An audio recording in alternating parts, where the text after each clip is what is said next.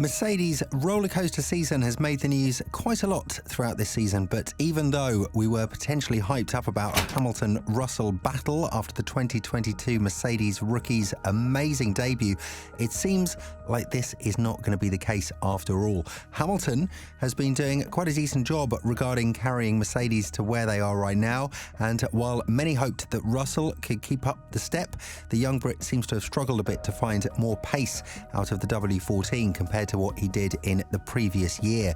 But is this going to change in the following years? And more importantly, what does it mean for Hamilton and Mercedes' future together? One of the main reasons why this topic is so covered is the massive drop in performance from Mercedes, from winning 8 consecutive championships to being the third best team in 2022, as well as heading towards the same scenario this year as well. Because from what we can see right now, it seems like the momentum has shifted to Ferrari and the 20-point deficit will be gone in no time with just 6 races to go. But while many have dubbed the Mercedes downfall as one of the worst things to have happened to the team in the previous decade, it goes without saying that this is something they could learn a lot from, as many teams tend to study their mistakes and learn from those struggles rather than their success. Mercedes has battled to deliver a consistent car, which is why its performance has shifted a lot from Russell to Hamilton. For example, the W13 was a very unpredictable car, and the fact that Russell just came from Williams, a team that was and still is by no means comparable to Mercedes in terms of competitiveness, and still did a better job than Hamilton in the same car, goes to show that something was definitely off. And yeah, I know you already know the answer to this question. It's the no-pod side pod design. But 2023 saw Mercedes turn the boat around and bring a new concept to the car. One that, while seeming to have failed to deliver the results they wanted, which clearly set a large margin between Hamilton and Russell, something that we'll cover later in this video. Our point here is that Mercedes has gone from a car that has too much rear downforce to a car that has a very strong pointy front end, which are two polar opposites that you want to strive away from in the current technical era. Now that Mercedes has slowly but surely started to narrow down on their particular choices, their focus is on 2024, but with no major changes in the technical regulations on the horizon, it seems like Hamilton's recent performance has been quite the benchmark for where the following seasons will lead us regarding the team's leader and utter dominance. The battle between Hamilton and Russell, although not for the championship, is definitely one of the highlights of the 2023 season, considering how good the younger Brit was in 2022 and how he outperformed the clear favourite in the same machinery. But this year, it seems like the tables have turned and Hamilton decided to pull out the big guns. It goes without saying that Hamilton has been absolutely dominating over Russell in 2023, having won a pole position in Hungary and 4 more podiums compared to his younger compatriot. On top of this, Hamilton holds a steady 70-point lead in the Drivers' Championship over Russell, and while he's fighting for P2 with Perez, Russell is barely holding on to the 8th spot as he's tied with Norris on the table. Yeah, Russell did manage to outperform Hamilton last year and finished the season with a steady 35-point advantage, which was further amplified by Hamilton not finishing the last race and Russell grabbing 10 points to his name. But now the tables seem to have turned and Hamilton is not going to hold back. Not yet. We've been able to see some sparks flying between both of the drivers in Suzuka, where although Russell was not in the right to ask for the DRS advantage, as it had nowhere near the same effect it had in Singapore, he still forced his teammate to lose 0.8 of a second from his lead to give the toe effect to Russell. Still, the younger Brit got passed by Sainz at the very start of this show, and it just made the situation more complicated for Mercedes, as both of its drivers didn't even congratulate each other after the race and went on to cool their heads in the debriefing room. Hamilton definitely has the most competitive teammate in Russell ever since Rosberg left the sport after winning a championship in a direct battle with Hamilton in 2016. And while he would rather have Bottas around as the duo made the perfect team in his eyes, he did go on to make a great statement about who is the present and the future of Mercedes as we speak. And if you don't trust us, the stats don't lie.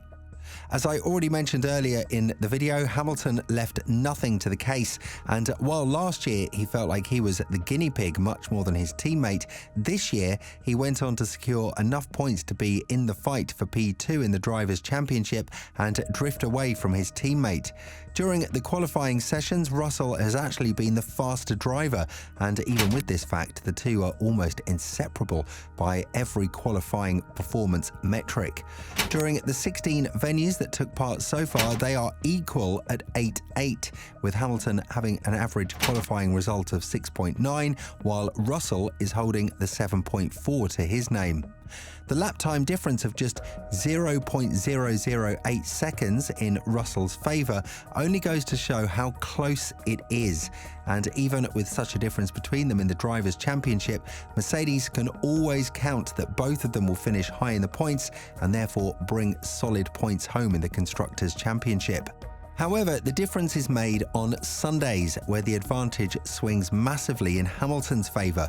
Besides Russell's 3 DNFs in Australia, Singapore and Canada, Hamilton is leading him 9-4 in the direct battles they had on the track.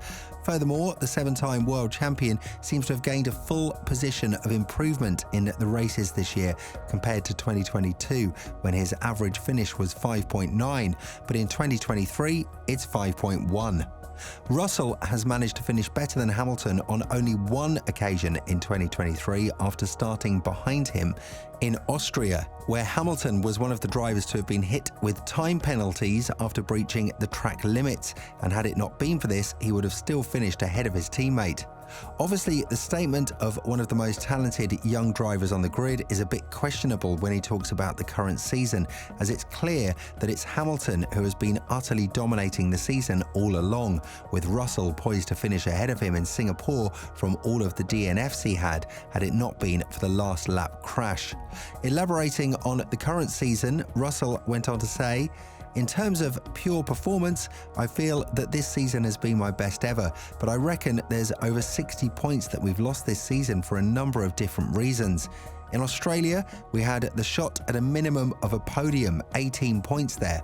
We had Zandvoort with the rain, there was another podium that was gone. The podium in Singapore was obviously driver error.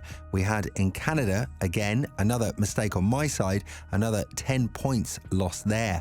Monaco has a few points lost as well. There's been many races where we've lost points."